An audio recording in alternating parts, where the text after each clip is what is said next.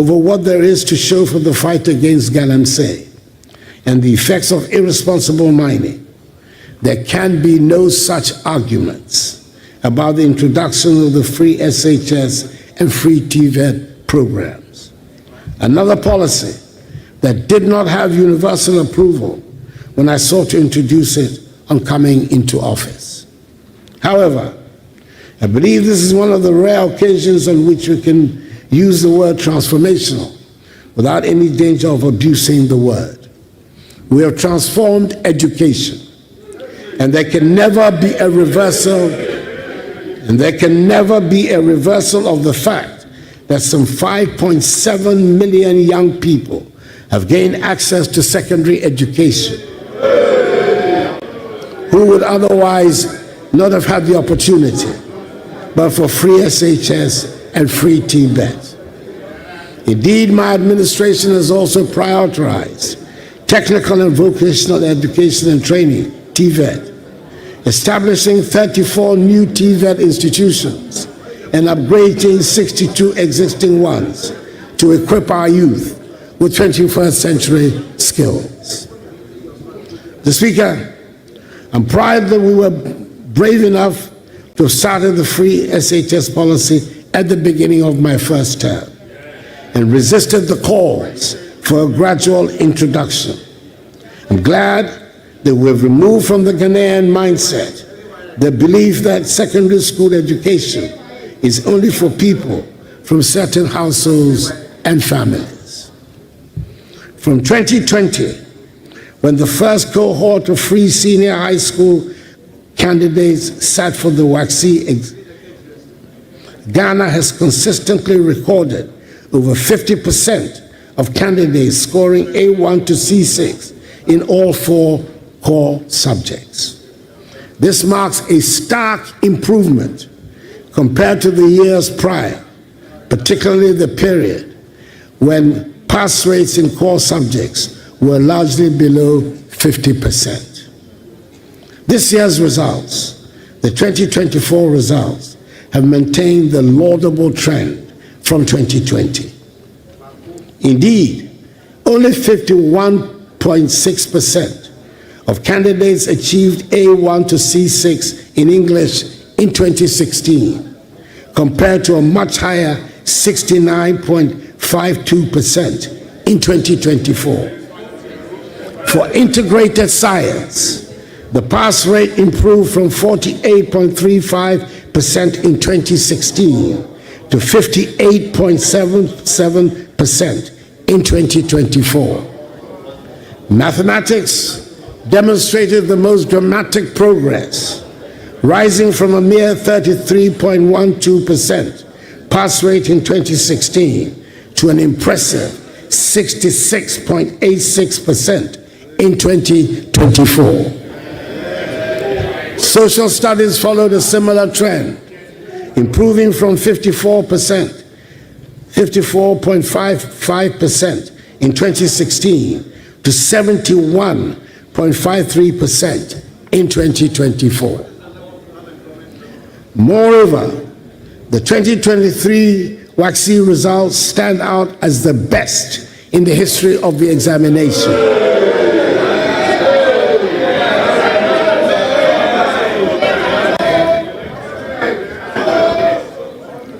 No amount of shouts will displace data.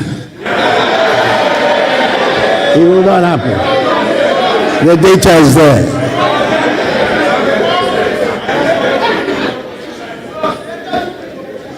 As the best in the history of the examination, with record-breaking performances across all core subjects. It is obvious then that our reforms have not only expanded access, but have also enhanced the quality of education. I am glad that we have elevated TVET and STEM to where they properly belong, and that they will no longer be seen as the option for those who cannot make the top grade. We have embarked on the development of 20 STEM centers and 10 model STEM senior high schools across the nation, and also constructed 186 new science laboratories nationwide. The other day, I commissioned the Accra STEM Academy, which is destined to play a key role in the future of STEM education in our country. These institutions are designed to provide hands-on learning experiences with cutting-edge facilities. From coding to robotics, our students are being prepared for the demands of the 21st century. It has not been without challenges, but the results are evident. I'm delighted with the infrastructure transformation that has taken place on our school and university campuses. This was displayed in a dramatic fashion a few weeks ago when the Ministry of Education staged the simultaneous commissioning of 80 new educational facilities across the nation. I do not suggest that we have finished what we set out to do, but we have certainly established what a kindergarten is supposed to be like. We've established what a primary school should be like. We've set standards for what constitutes a JHS. Science laboratories are now integral parts of junior and senior high schools, and computer tablets are available for all school children. Mr. Speaker, now we know and accept that a public school building can be painted in beautiful and attractive colors. Mr. Speaker, we have aimed to make the learning and teaching atmosphere a happy one for all school children and their teachers. We spent a lot of resources on education in the past 8 years, and I'm persuaded that it is money well spent, and the long-lasting benefits for our society will provide the justification for the expenditure. Mr. Speaker, it is impossible to make any meaningful accounting of my time in office without reference to the COVID pandemic. With the passage of time, it is easy to play down the extent of the catastrophe that brought our world to a thundering halt and brought wild animals to lounge on highways. Do we remember that airports around the world were closed, and some 2 years after the formal end of the pandemic, worldwide shipping and cargo freight have not returned to normal? Schools were closed around the world, and it took courage to reopen our schools. And there are parts of the world that have not yet made up for the closure of schools necessitated by the pandemic. Probably, Mr. Speaker, the most poignant aspect of those times was not the fear that gripped us all, but the fact that we were unable to hold hands or hug each other, and we could not have funerals for our dead. It is worth emphasizing the point that with the help of the Ghanaian people and the guidance of the Almighty, we managed the pandemic in our country to the admiration of the whole world. Indeed, during the COVID-19 pandemic, Ghana emerged as a leader in Africa, managing the crisis with a balanced approach that prioritized lives and livelihoods. We were among the first countries on the continent to secure vaccines and roll out a comprehensive vaccination program. The establishment of our own vaccine manufacturing facility under the supervision of the National Vaccine Institute, a body created by Act of Parliament in collaboration with international partners, is a testament to our resolve to build resilience in our healthcare system. In the spirit of transparency and accountability, a parliamentary audit was conducted on the accounts relating to COVID-19 expenditures, reflecting my government's attachment to accountability and the effective stewardship of public resources during a time of crisis. However, the consequences of the COVID-19 upheavals on all aspects of our lives have gone way beyond what anyone could have imagined, and we're still dealing with the effects on the economy. But let me first deal briefly with the effects on the health sector. This pandemic showed up some of the alarming shortcomings of our health delivery system, and we have strived to to seek remedies to ensure that we're reasonably prepared to meet the next emergencies. The most important intervention is the Agenda 111 project we have embarked upon that aims to place a hospital in every district. Out of the 101 district hospitals and 2 psychiatric hospitals on the project list, there are 99 district and 2 psychiatric hospitals where contractors are deployed and work is in progress. I'd hoped that construction would be completed on all of them, but that, alas, was not to be. I'm pleased to report that on December 5th, I had the utmost pleasure to commission 3 of the district hospitals. Progress of works on the other 98 active sites range from 5% for sites whose work commenced recently to 95% at other sites. I'm hoping that the incoming Mahama administration will ensure that the project is completed to put our health infrastructure on a sound footing. Furthermore, we launched the National Ambulance Services Revitalization Program, increasing the number of ambulances from 55 barely functioning ambulances to over 300, ensuring timely emergency response and saving countless lives. The strides in healthcare reflect our collective commitment to build a system that prioritizes the dignity, health, and well-being of every Ghanaian. Furthermore, we've revived the National Health Insurance Scheme, which at one point before I came into office appeared to be reverting to the days of cash and carry. The number of subscribers has risen from 10.6 million in 2016 to 17.9 million at the end of 2023. With the renewal of subscriptions being facilitated by a tap on the mobile phone and the scope of the scheme being broadened to include treatment for sickle cell disease, kidney dialysis, and childhood cancers.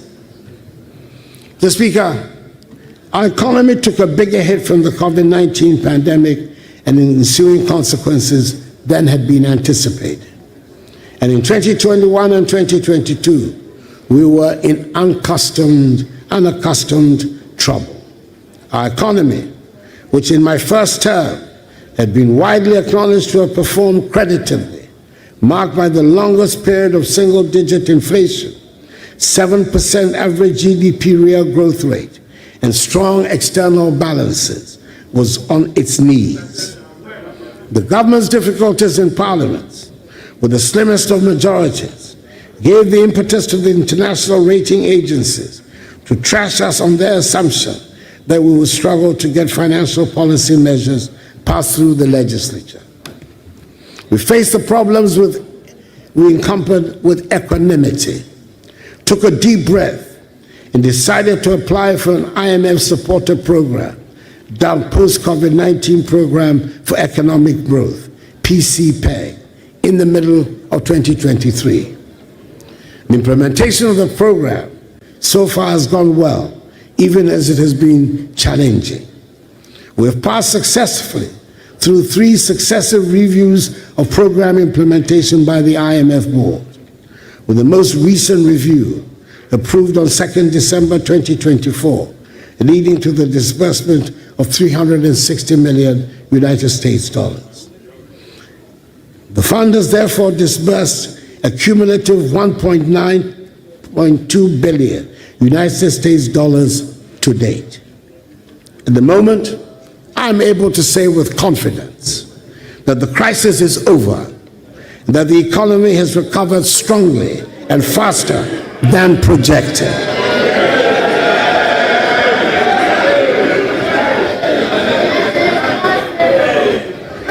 In order for me to be able to make this assertion, I must make reference to the debt restructuring exercise.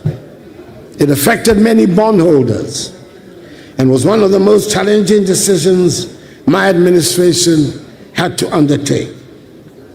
It was not a choice made lightly, as we were acutely aware of the personal and financial hardships it would impose on individuals, families, and institutions across the country.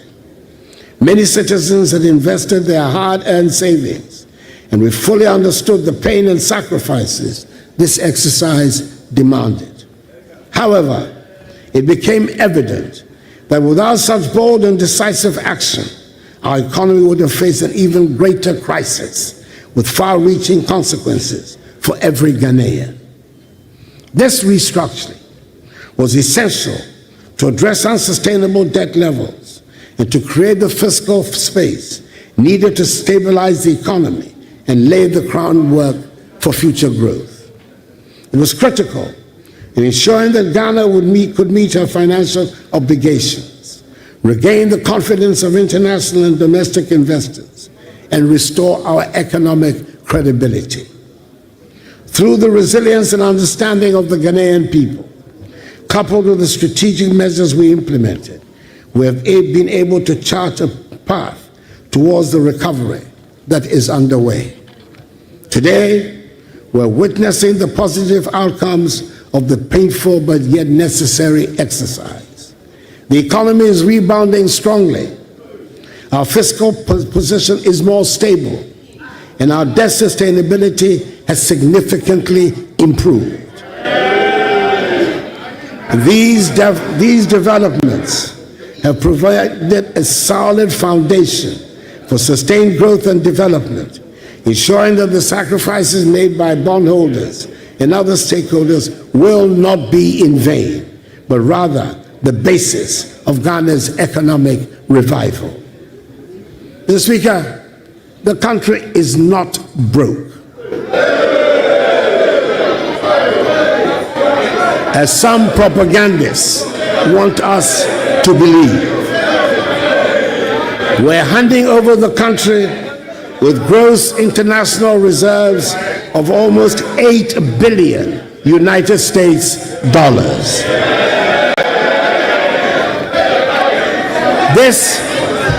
This is more than the 6.2 billion United States dollars of gross international reserves my administration inherited in 2017.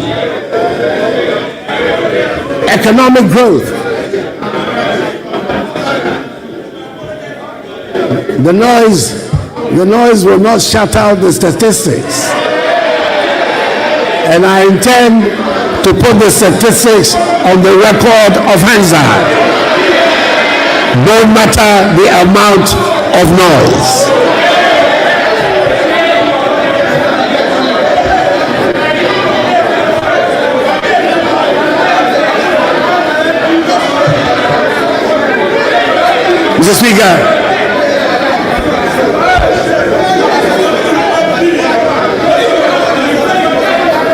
Mr. Speaker, economic growth. Honorable members, the level of interruption is high. Please, honorable members,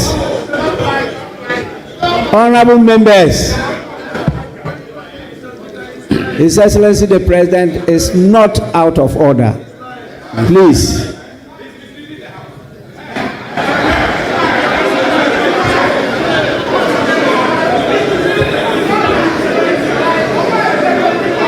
Honorable members, your statistics might be different from his, but that doesn't mean he's misleading the House. He is in order. Please, Your Excellency, continue. The statistics cannot be different. There's only one set of statistics that there is. It cannot be different. Your Excellency, truth is indivisible. Truth is indivisible. Is one and one only. Your Excellency, thank you very much. As an accomplished member of Parliament, you are out of order.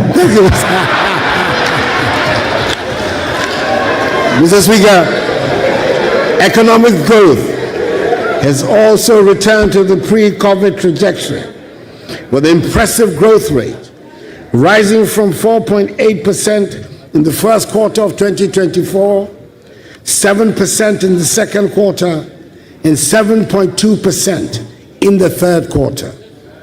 It is projected that this year's growth rate will be 6.3%, significantly higher than the 3.4% my administration inherited in 2017. The growth of the economy is further reflected in the growth of private sector credit. Private sector credit in nominal terms grew by 28.87% in October 2024, compared to the negative 7.5% growth recorded in the same comparative period of 2023. In real terms, growth in credit to the private sector improved to 5.5%, compared to a contraction of 31.6% recorded in October 2023. It is further reinforced by improved external balances, with the current account balancing improving significantly to a surplus of 2.6% of GDP in the first 9 months of the year, compared to a deficit of 6.6% of GDP in 2016. In much the same way, the trade balance has improved and stands at a surplus of 3.85 billion United States dollars, compared with a deficit of 1.8 billion United States dollars in 2016.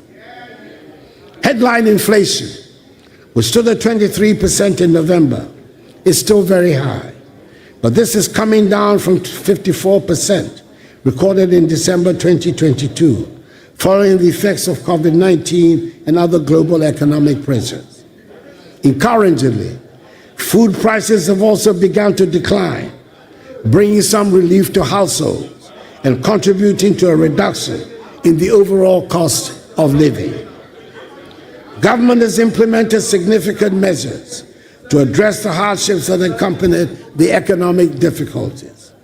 These include increased budgetary allocations towards the school feeding program, the capitation grant, the National Health Insurance Scheme, and the Livelihood Empowered Against Poverty program, LEAP. The stock of public and publicly guaranteed debt increased during the economic difficulties. However, the government is servicing its debts, honoring coupon payments for both domestic bonds and Euro bonds.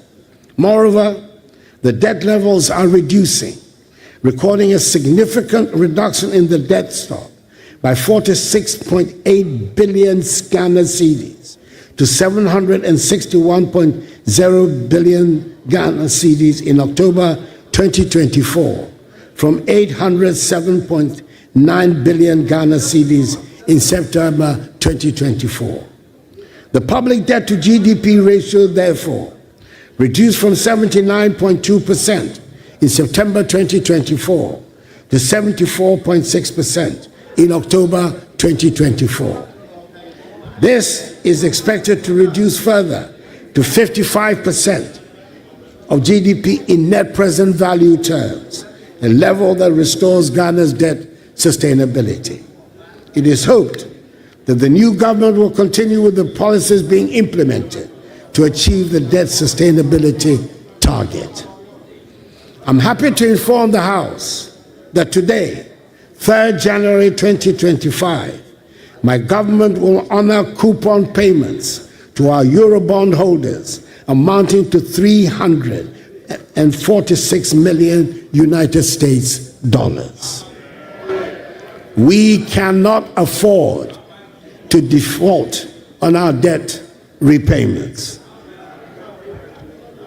That's advice that I want to give to the incoming finance minister. These achievements demonstrate our firm commitment to the policies, structural reforms, and program objectives and targets under the program. Let me at this juncture state unequivocally that the banking sector cleanup undertaken by my administration was an act of necessity, not of vendetta. It was a bold and decisive intervention to safeguard the strength and integrity of Ghana's financial system. The illegalities and irregularities perpetuated by the affected banks and financial institutions are well documented and indisputable. These practices threaten the very foundation of our banking sector and jeopardize the hard-earned savings of millions of Ghanaians. Our actions ensure that not a single depositor lost their money, an unprecedented achievement in financial crisis management. Today, the results are there for all to see. A more robust, stable, and resilient banking sector capable of driving economic growth and supporting the aspirations of our people. It was a necessary decision to restore public confidence and secure the future of Ghana's financial sector. Mr. Speaker, my government recognized at the very outset that the fight against corruption required more than rhetoric. It demanded systemic, sustained, and strategic action. To this end, my government initiated a holistic program of legislative, administrative, financial, and technological reforms. Indeed, one of my most satisfactory moments as president was when we established the Office of the Special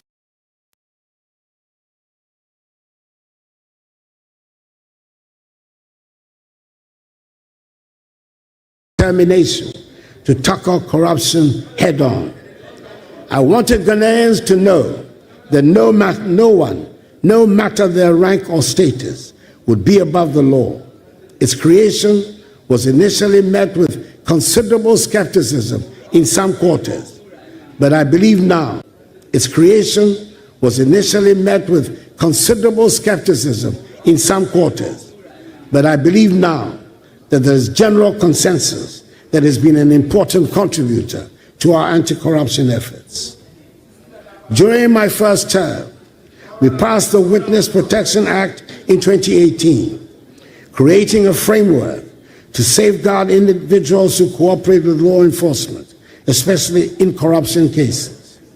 Furthermore, the Criminal Offences Amendment Act 2020 elevated corruption from a misdemeanor to a felony, with harsher penalties of 12 to 25 years of imprisonment. We also enacted key laws such as the Fiscal Responsibility Act, the Revenue Administration Amendment Act, and the Anti-Money Laundering Act, all of which have strengthened our institutional framework to combat corruption and ensure accountability. We ensured that all allegations of corruption leveled against appointees were duly investigated by independent institutions of state, which generally dismiss them as unfounded. Budgetary support for accountability institutions has also witnessed unprecedented increases. For instance, from 2017 to 2023, RAZ's budget increased by 99%, Parliament's by 100%, the Office of the Attorney General by 162%, the Audit Service by 258%, and the police by 274%. These investments reflect my administration's commitment to empowering these institutions to discharge their mandates effectively, sharpened. The application of these tools, whilst respecting as it should due process and the rule of law, however, should pose no problem, no fears for any honest public office holder. I remember the early days of these reforms when skepticism abounded. People asked, will this really make a difference?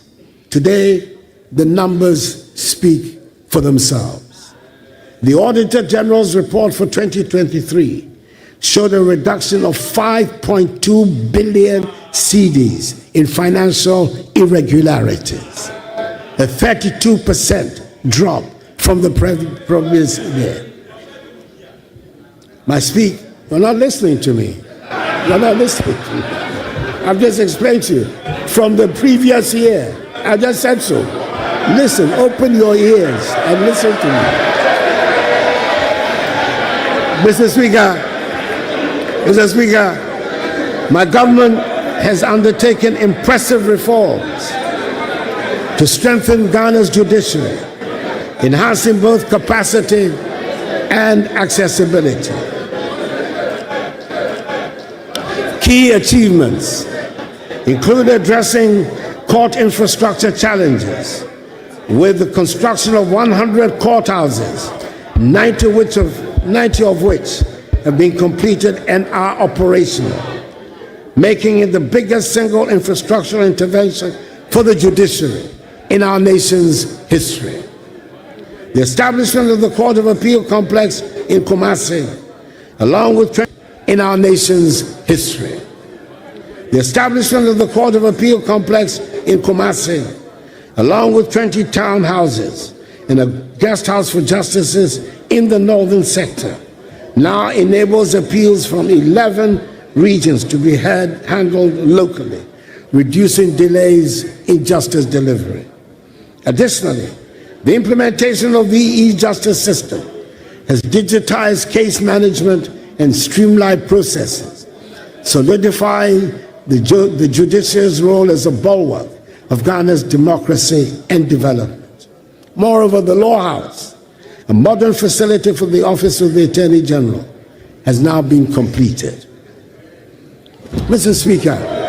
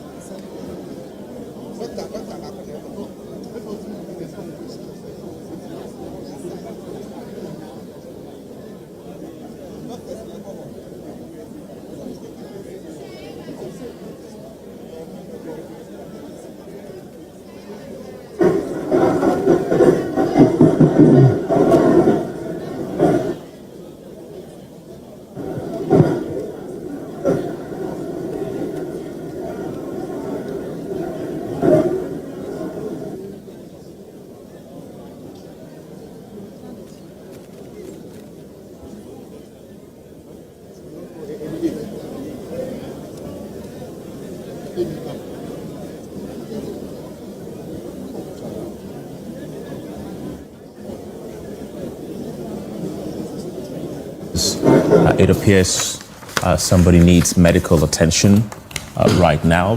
The president has momentarily paused his address to the nation because one of the president's security detail is requiring medical attention as we speak right now. But of course, the president has been making a number of case for his administration. His address. President Ekufuado's personal bodyguard wa collapse e stage sisi ya me na okasai yenima de kura aye ne sisi ya me na okasai this is another way it say is so interesting say I mean this is serious, so it looks so weird for a whole president bodyguard say or collapse was stage. And in the history of security for the presidency, when the commander-in-chief of the Ghana for security, Eto for moi, quickly, the vice president bodyguard said, AD, which is the police, must take over. Until the police have to take over from the military because the president is the commander-in-chief of the armed forces and supported by the police administration. So we don't know exactly what is happening right now for the president's bodyguard say what collapse was stage, but as usual, health is important. Police are take over and yanko back to the podium now. Yanko Parliament now ready also. Have improved connectivity and reduced travel times. These projects have not only facilitated trade but also enhanced access to essential services. It is fitting, therefore, to acknowledge that this administration has constructed more roads and interchanges than any other in our nation's history. In the Greater Accra region alone, we have completed the Pokwase Interchange, Tema Motorway Interchange Phase 1, the Bechebi-Lamte Interchange Phase 1, the East Legon Underpass, and recently, the Flower Pot Interchange. Beyond Accra, we have also delivered the first ever interchanges in the eastern region at Suhum and in the northern region at Tamale. Each of these projects tells a story of commitment, foresight, and a Ghana that is continuously moving forward. There are 14 additional interchanges currently underway across Ghana. At each Bone Barrier, Pram Pram, Dawenya, Savannah and Tema Motorway Phase 2. In the Ashanti region, ongoing projects include the Swami Interchange Phase 1, Anumanje, Makro, Magazine New Road, Ebusuakura and Abrepo, as well as the PTC Interchange in Takoradi in the Western region. These projects represent the scale of our ambition, a commitment to excellence and growth that knows no limits. Mr. Speaker, in aviation, we have expanded airports, including the construction of the Yakubu Tali International Airport in Tamale, the Prempeh the First International Airport in Kumasi, the rehabilitation of the Sunyani Airport in Sunyani, and the completion of the Ho Airport in Ho. These projects position Ghana as a hub for regional air travel. Mr. Speaker, over the past 7 years, we have revitalized Ghana's railway sector, undertaking key projects to modernize and expand the network. Notable achievements include the rehabilitation of the 66-kilometer narrow-gauge Western Line from Kojokrom to Takwa, the construction of a 22-kilometer standard-gauge line between Kojokrom and Manso, and securing funding to extend the Western Line from Manso to Huni Valley, connecting to the port of Takoradi. Additionally, a 6-kilometer standard gauge line in Kumasi is underway, and the Tema Mpakadan line has been completed. Progress of the Ghana-Burkina Faso Railway project further underscores efforts to enhance regional trade and integration. Mr. Speaker, we have made some good strides in improving the housing sector. Over the period, We built 1,070 affordable houses and broke ground for an additional 800 in the Greater Accra region. We've also established the National Home Ownership Fund, which is delivering 534 homes in Tema Community 22. We delivered the 1,000 homes to the security services and are delivering 600 homes for public servants through the Bungalow Redevelopment Program. Mr. Speaker, the transport sector has also seen the deployment of electric buses in major cities, reducing carbon emissions and aligning with our climate change commitments. These advancements signal Ghana's commitment to building a sustainable transport infrastructure for the future. Behind every completed road and bridge is the story of lives transformed, farmers reaching markets, students accessing schools, and families connected. Mr. Speaker, my government has prioritized the modernization of Ghana's maritime infrastructure, with the Takoradi Harbour standing as a shining example of this commitment. The port has been transformed into a world-class facility, enhancing its capacity to meet the demands of modern trade and of the oil and gas industry. In November 2024, I commissioned the state-of-the-art oil and gas services terminal, a $100 million investment, which serves as a hub for oil field operators, logistics service providers, and other key players in the energy sector. Additionally, I launched a dry bulk terminal and the Atlantic Services Container Terminal, diversifying the port's capabilities and solidifying its role as a critical player in regional and international commerce. We've also begun the processes for the construction of another modern port at Kita. These efforts are positioning Ghana as a leading logistics and shipping hub in Africa, creating jobs, boosting investor confidence, and ensuring sustainable economic growth for our nation. Mr. Speaker, agriculture remains the backbone of our economy, and our investments in this sector have been transformative. Through the distribution of over 2.7 million bags of fertilizers and improved seedlings, we have increased crop yields and enhanced food security. For example, maize production increased by 110%, rice by 48%, and soybean by 150% between 2017 and 2023. The establishment of 140 agricultural mechanization centers and the rehabilitation of irrigation schemes have modernized farming practices and reduced dependence on rain-fed agriculture. The establishment of warehouse facilities under the One District, One House initiative has also helped reduce post-harvest losses by 30%. The net effect of these policies is that our agricultural GDP growth rate rose significantly from 2.7% in 2016 to an average of 5.7% in 2023. Our cocoa sector has also witnessed remarkable improvements, with productivity increasing from an average of 450 kilograms per hectare to 800 kilograms per hectare, making Ghana a leader in sustainable cocoa production.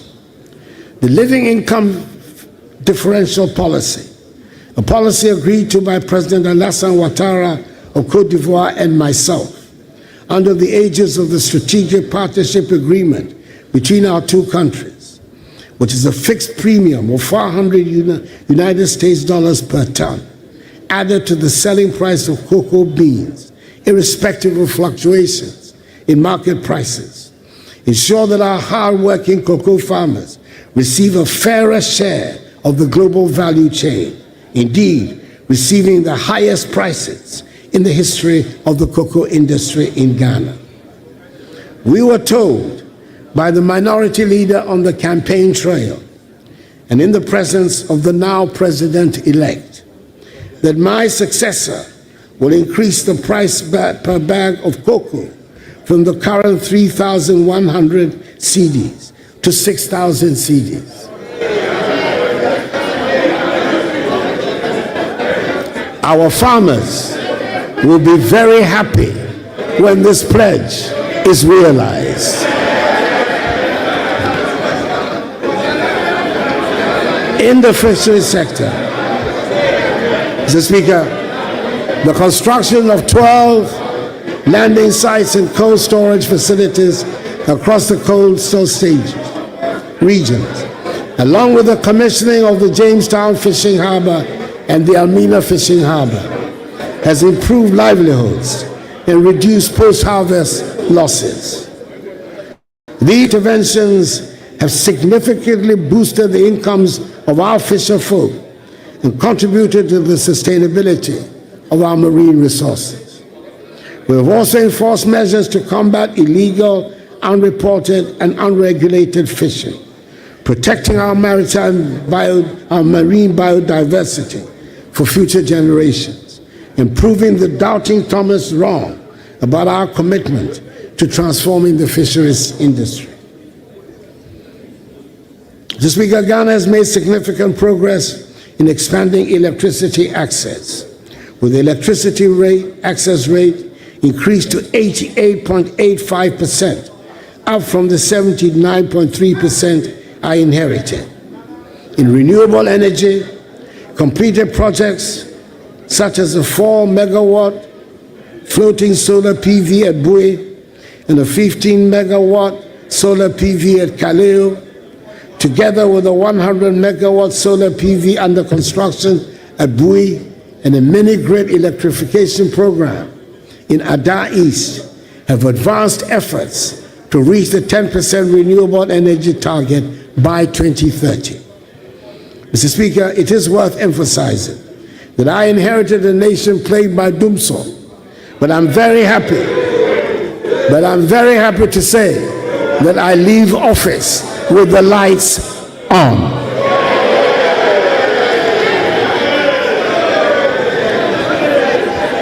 This achievement did not come without its challenges. When my administration assumed office, we inherited an energy sector legacy debt of $2.5 billion United States dollars. The Energy Sector Recovery Program, developed by government and the World Bank, projected that this debt would balloon to a staggering $12.5 billion United States dollars within 5 years if no decisive actions were taken. We knew that such a scenario would cripple the sector, undermine investor confidence, and plunge the nation back into darkness. Mr. Speaker, we got to work immediately. Through tough negotiations with independent power producers, prudent financial management, and targeted interventions, we've been able to stabilize the sector while keeping the lights on. I'm pleased to report that we've kept the energy sector legacy debt to $2.5 billion, the same level we inherited, and have averted the $12.5 billion debt scenario, despite the rising costs of energy production and the global economic challenges that have unfolded during my tenure. The energy sector has been truly transformed, and I'm leaving office confident that the foundations we have laid will serve this nation well for generations to come.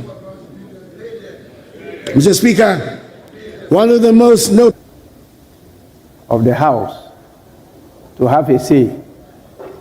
I have enjoyed this opportunity for many years, and I won't be the one to deny my colleagues the same opportunity. So we will start by listening to the minority front bench.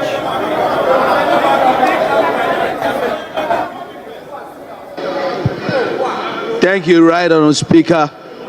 Honourable Speaker, I'm grateful for the opportunity to thank His Excellency the President for the message on the state of the nation that he has just delivered. Mr. Speaker, I need to remind you that the people of Ghana have already given their verdict on the true state of the nation.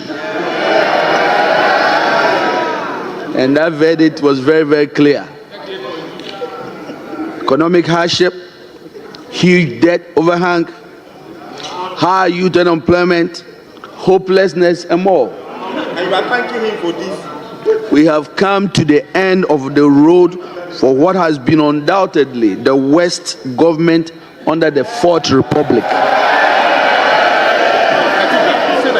Honourable Speaker, this abysmal record was confirmed on December 7th when the people of Ghana returned the most overwhelming and emphatic vote of rejection of any government ever witnessed under the Fourth Republic.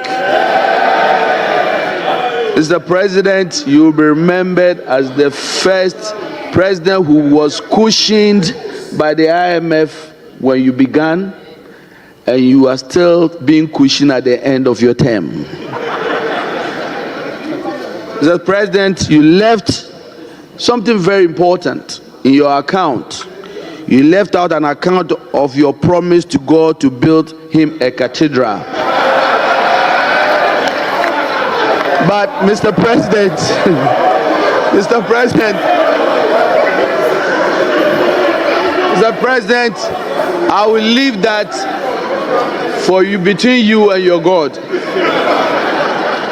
Mr. President, let me remind His Excellency, Honourable Speaker, that his tenure in office will remain a timely reminder of how not to govern the country. But let me also be quick to assure the good people of Ghana that hope is on its way. In President John Dramani Mahama and the NDC, we can once again glean a brighter future from the throes of despair. Together we will work hard to lift ourselves from this historic low and reclaim our place, our glory as the Black Star of Africa once again. Fellow Ghanaians, we are comforted and strengthened by the following words of scripture.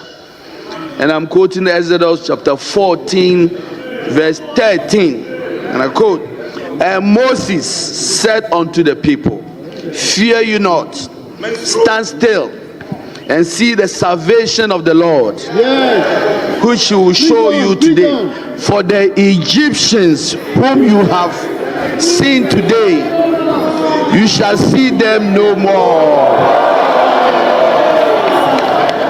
Bye-bye, Mr. President. It is finished. With that, Mr. Speaker, I thank you very much.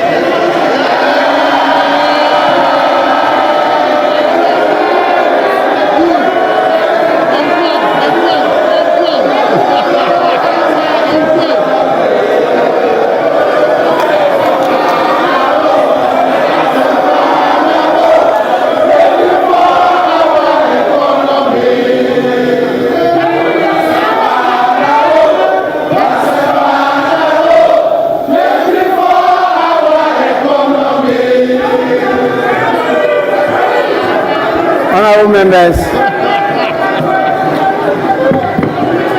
honourable members,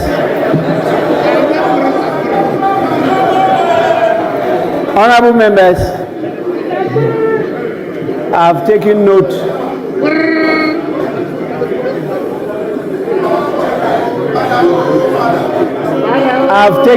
of all those who were on their feet and what they said. But it's now time for me to invite the majority leader, the leader of the House, to have a say.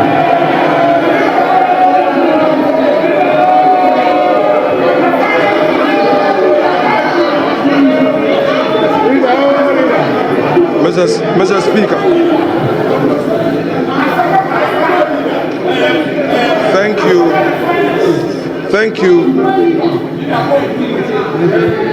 thank you for the opportunity to say a few words in response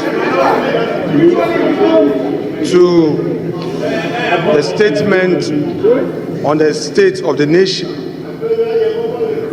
delivered by His Excellency the President. Mr. Speaker, this is the man who 1997 entered the Chamber of Parliament during the second Parliament of this Republic. He inspired the youth of this country through his advocacy. Hansa testifies of his great work in the chamber of this house. Then, as students, we sat at the gallery to observe and to take inspiration from him. Mr. Speaker, through resilience, through firmness of conviction,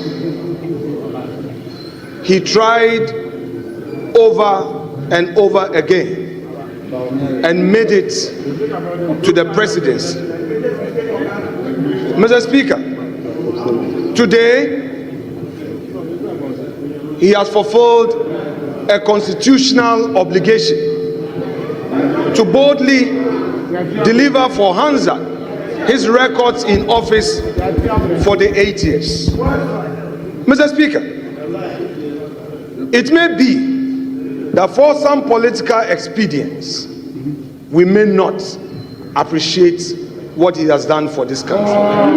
But, Mr. Speaker, history,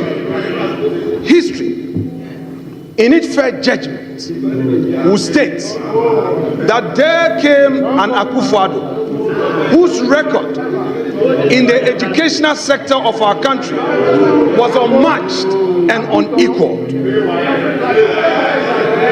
Mr. Speaker, this is a man who is never afraid of challenges that confront him. Honorable members, please, silence. Let's listen to the majority leader. Please. Mr. Speaker, he has given us data, which data tells us the record he came to meet and the record he's leaving us with. Mr. Speaker, the Agenda 111, a very ambitious policy to revive our health sector and to provide for the needs, the health needs of the many vulnerable communities, Mr. Speaker, which is also unmatched, is there for all of us to see. Mr. Speaker, above all, this president and his government have demonstrated that they have what it takes to keep our country safe all around us.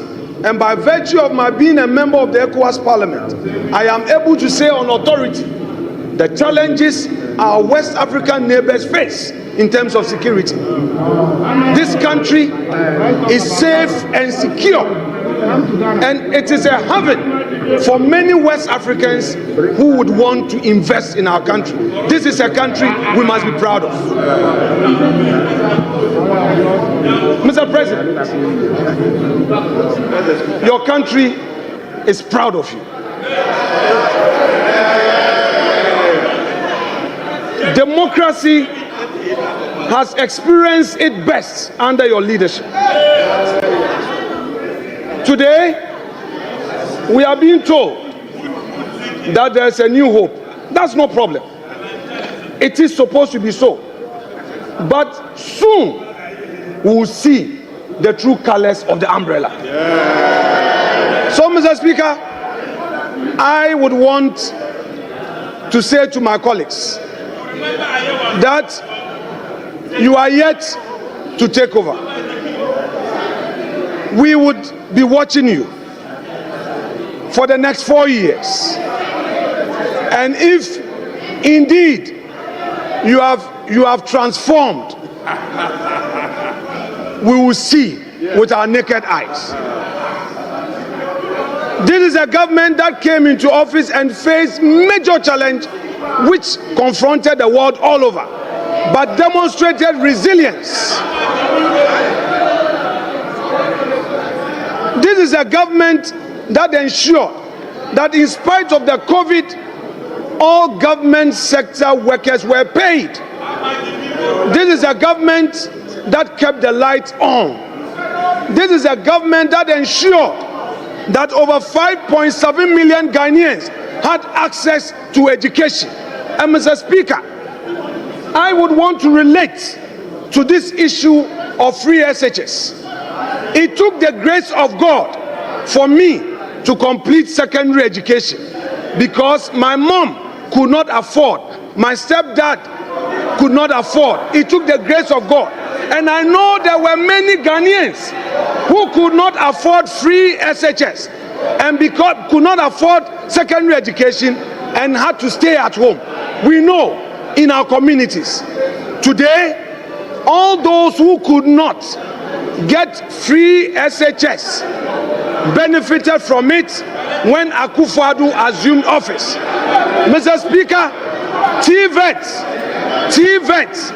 was also implemented for those who are placed at the lowest ebb of fortune's wheel to also get advantage of getting technical education. This is it.